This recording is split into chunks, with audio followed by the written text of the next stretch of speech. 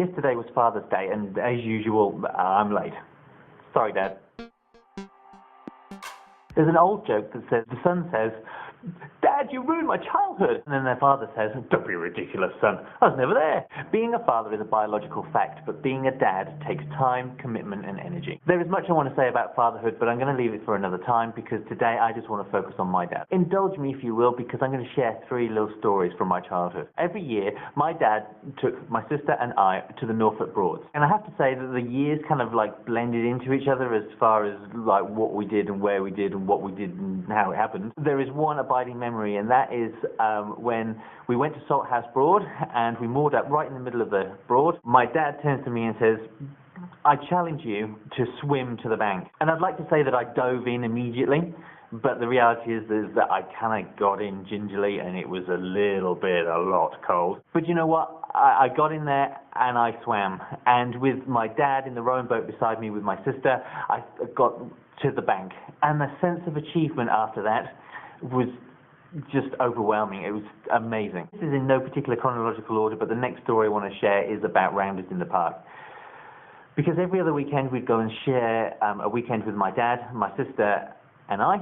What we would do is we would go over to the park, and one of us would be the bowler, one of us would be the fielder, and one of us would bat. And we would play for hours like that. The bat that we would always have a tennis ball, but the bat that we used was actually an old broken broom handle, which I just wonder sometimes whatever happened to that, because it just seemed to disappear. The final story, though, is about my dad coming over to visit, because I lived in South Wales at the time, and 3.5 hours away was Aylesbury, which is where my dad lived. And every other Friday, he would drive from Aylesbury to pick my sister and I up, and then drive all the way back.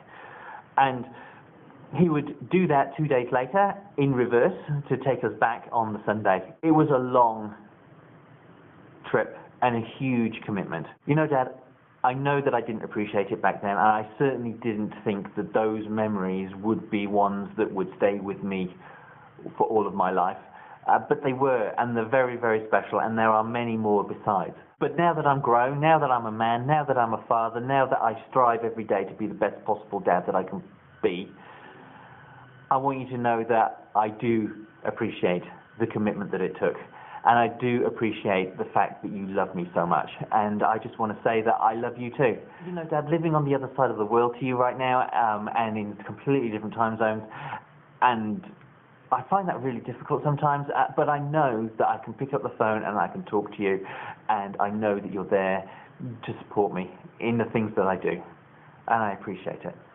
And right now you're in holiday in Greece, and I think that's fantastic, and I really hope that you're having some fantastic weather and you're having a lovely time on the beach.